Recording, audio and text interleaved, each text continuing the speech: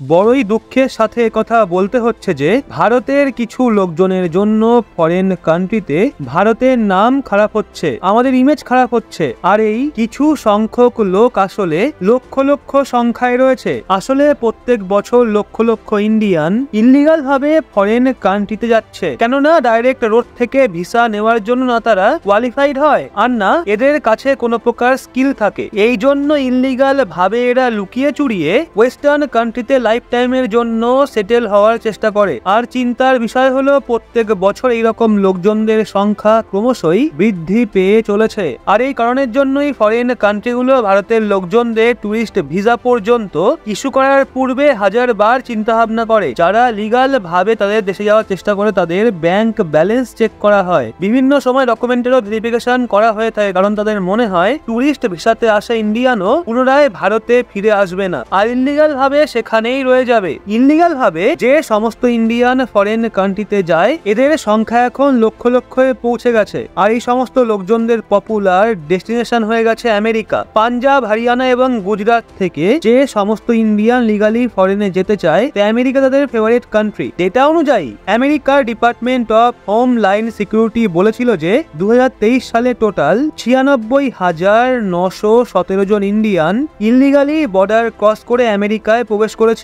অর্থাৎ প্রায় 1 লক্ষ ইন্ডিয়ান গত বছর ডাঙ্কি মার্কার হয়ে আমেরিকাতে এন্টার হয়েছিল। আর এটা তো কেবলমাত্র ডকুমেন্টারি লোকজনদের সংখ্যা, যেগুলোকে আমেরিকার department of homeland security বর্ডারের ওপর এন্টার হতেই অ্যারেস্ট করে রেজিস্টার করে নিয়েছিল। তো আপনি এখন চিন্তা করুন এরকম কত ইন্ডিয়ান হবে যাদেরকে department of homeland security ধরতেও পারেনি। আর এটা আমরা কেবল আমেরিকার বিষয়ে কথা বলছি, বাকি ওয়েস্টার্ন এবং ইউরোপিয়ান দেশগুলোকে এখনো পর্যন্ত আমরা কনসিডারও করিনি। আর এটাও সেই সমস্ত লোকজনদের কথা যারা ইললিগালি ডঙ্কি মার্কার হয়ে আমেরিকাতে এন্টার হয়েছিল। বিভিন্ন ভারতীয় এমন হয় যে যারা লিগাল ভাবে আমেরিকা বা যে কোনো ওয়েস্টার্ন কান্ট্রিতে চলে যায়, কিন্তু যখন তাদের টুরিস্ট ভিসা বা স্টুডেন্ট ভিসা এক্সপায়ার হয়ে যায় বা ভিসার ডেট শেষ হয়ে যায়, তখন তারপরও তারা পরবর্তী ফ্লাইট ধরে ভারতে ফিরে আসার জায়গায় ইললিগালি সেখানে বিনা ভ্যালিড ভিসাতে সেই দেশেই রয়ে যায়। আজকে আমরা এই ভিডিওতে এই বিষয়ে এই জন্য ডিসকাস করছি কারণ খবর বেরিয়ে আসছে যে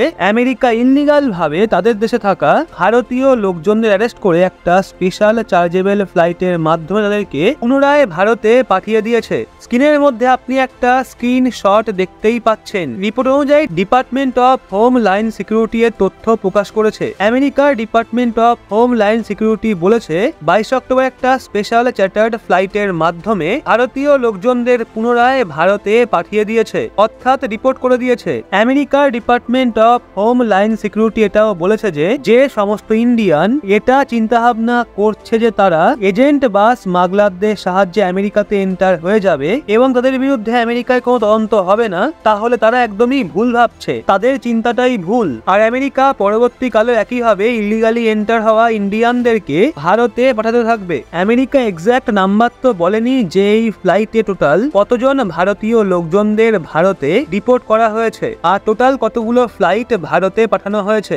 আর এমনটা নয় যে আমেরিকা ভারত সরকারকে না ইনফর্ম করে এই প্লেনগুলো ভারতে পাঠিয়েছে, বরং আমেরিকা অবশ্যই ভারতকে এই বিষয়ে ইনফর্ম করেছিল যে তারা স্পেশাল চার্টার্ড ফ্লাইটের মাধ্যমে ভারতীয় লোকজনদের পুনরায় ভারতে পাঠাচ্ছে।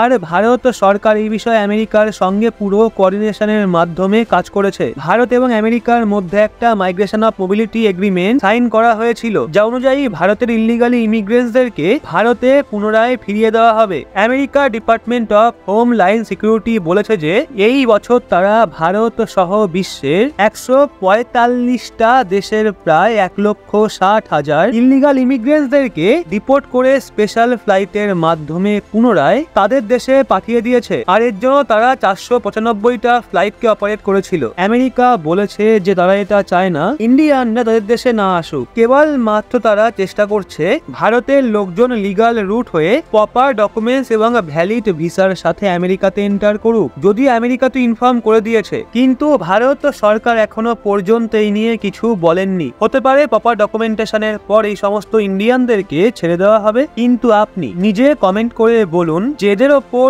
কি তদন্ত করা উচিত, যাতে পুনরায় কেউ আবার ডঙ্কি মার্কার হয়ে আমেরিকা যাওয়ার বিষয়ে ভাবনা চিন্তাও না করে।